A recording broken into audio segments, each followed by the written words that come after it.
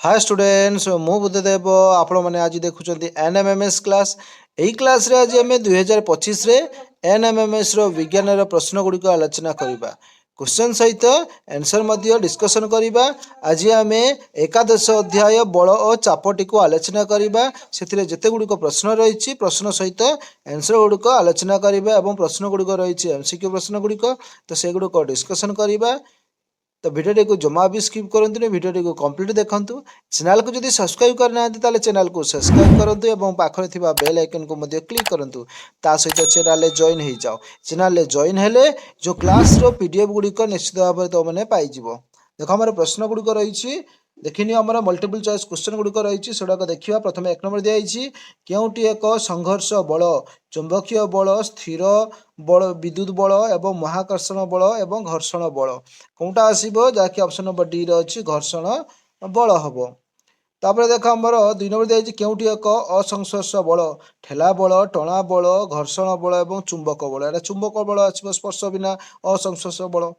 केउटी ठेला बलर उदाहरण कूअरु पानी काढ़ा टणा बल रथ यात्रा रथ टाणा टणा बल क्रिकेट बॉल रे बोलिंग करवा एटा हूँ ठेला बल गचर फूल तोड़ा टणा बल तेनाली आम ऑप्शन नंबर सी रे आसीज बुझे कि नहीं। 4 नंबर दिखाई ए बी सरल रेखा मध्य एक वस्तु अवस्थित यह उपर ए ठारू 3F बल और बी ठारू 5F बल क्रियाशील हेले वस्तुटी केउ बल रे केउ दिग को गति करिवो ए बी रश्मि दिगरे 2F बल रे ए बी रश्मि दिगरे 8F बल रे ना बी ए रश्मि दिगरे 2F बल रे एवं बी ए रश्मि दिगरे 8F बल रे जो 4 नंबर आसीबो सी रे बी ए रश्मि दिगरे 2F बल 2A वर्ग मीटर क्षेत्रफल उपरे 2A न्यूटन बल प्रयोग करागले चापर परिमाण केते केते आसीबो 1n by 1 nautical mile divide by m square आसीबो उत्तर। तो देखो 6 नंबर दिखाई मानक तापमात्राटी केते 20 डिग्री सेल्सियस 0 डिग्री के 273 डिग्री के एवं 373 डिग्री के केते आसीबो जाकि 273 डिग्री के आसीबो। 7 नंबर दिखाई केउटी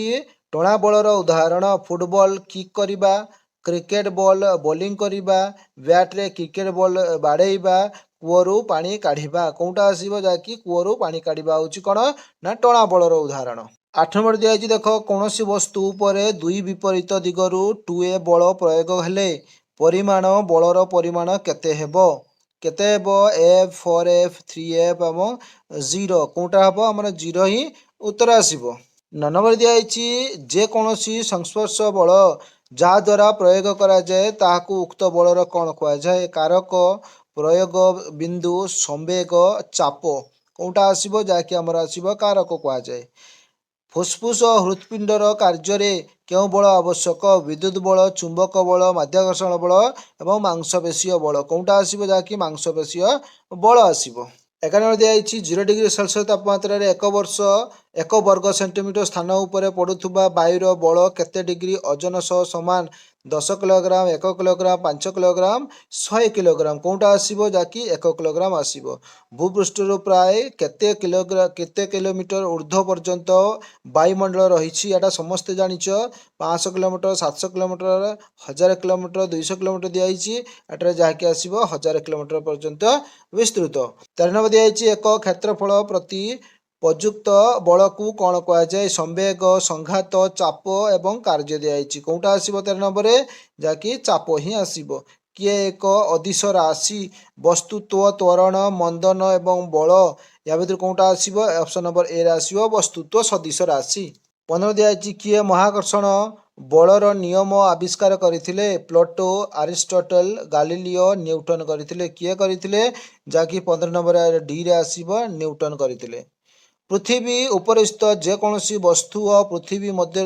बल को कौन कह जाए वैद्युतिक बल चुंबकीय बल महाकर्षण बल माध्याकर्षण बल कौटा आसीबो ऑप्शन नंबर सी रे अछि महाकर्षण बल। तो ये तो सरला जहाँकि आमर बल चाप नेक्स्ट विषय टी आम घर्षण टी आलोचना करवा से पर्यंत विदाय दिंतु जो पिला आम चैनल को नुआ आसीच से चैनल को सब्सक्राइब कर लाइक कर सहित सांग शेयर कर।